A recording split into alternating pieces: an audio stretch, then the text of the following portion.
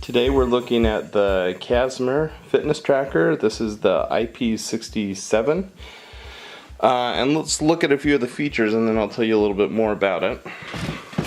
You'll see when we turn on, let's go back to the beginning.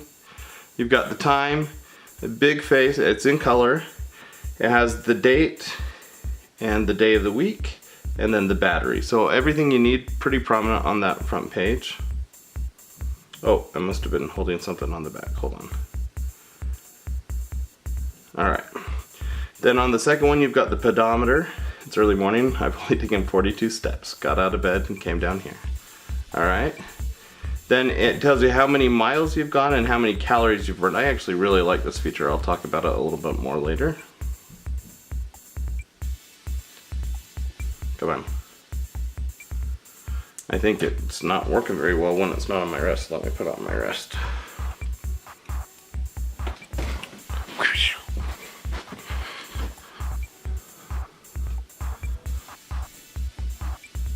Alright, then we've got our heart rate monitor. It's not going exactly right now. If I hold down on it, it's gonna jump start it. You have to hold down for a few seconds. And then it'll set up. I'll come back to it in a bit. Then you've got your, this is your heart rate, your SPBP over your DBP. So that's just your resting heart rate. And then the main screen. So that's all we've got. It doesn't keep track of your sleep and some of the other things that other fitness trackers keep track of.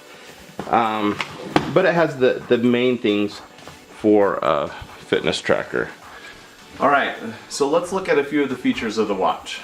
First, if you hold down on it, it's going to change your different menu options.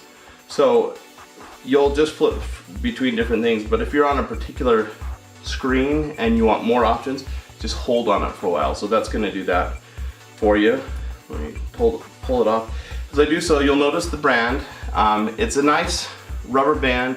It's a little bit larger than most fitness trackers, which is good if you have big wrists like I do. So I really like the band. As far as charging goes, you can simply take off the bottom part and it'll plug right into your USB. I love that because I'm at my computer a lot, and so it makes it easy to charge. That's also handy because the battery doesn't last as long as I'd like. Some fitness trackers at this price point can go up to a week or more. This one is definitely not that much. It says, the reviews I read said that it can go up to 7 days, but that hasn't been my experience yet. I'll get maybe 3 days off it, and then I'll have to charge it. The charge takes about a half hour, so it's not that big a deal to charge it, but I do wish the battery was a little bit longer.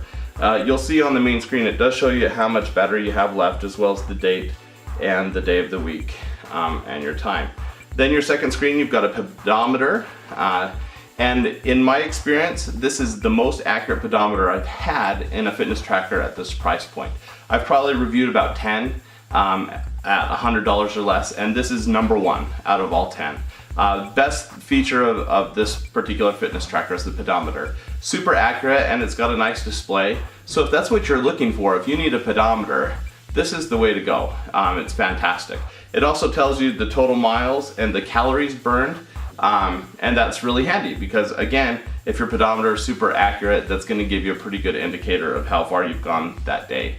I've taken it up against my phone with GPS, and it's within maybe 0.05 of a mile. That's how accurate it is, which for a wrist pedometer is pretty good.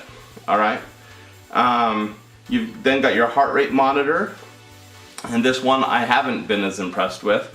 It does have a really nice display, and it shows you like your resting heart rate and your BPM over DPM or DPB, whatever that is.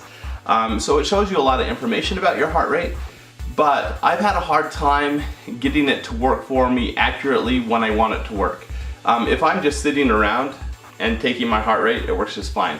But if I'm on a run and I'm swinging my arms and it's vigorous and things like that, it's been pretty hit or miss for me, whether it works at all. You know, I know when I've been running a few miles, if it says my heart rate's at 80, something's wrong, because it should be up 130, 140 at least. And so that has been the case for me, that it's been off a little bit when I've been running.